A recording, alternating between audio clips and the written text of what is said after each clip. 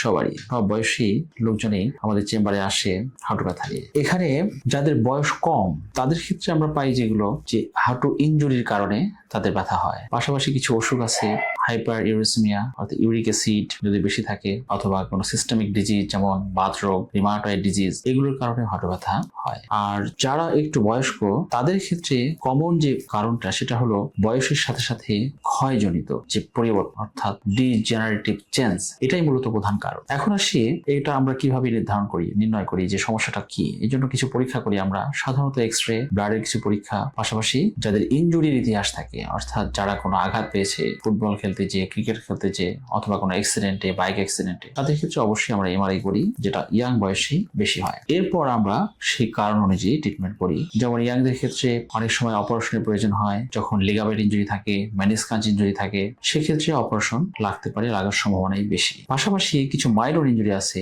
যেগুলোতে আমরা intra articular therapy দিই, PRP therapy, platelet rich plasma, এটা এখন বেশ ভালো কাজ করে দেখা গেছে।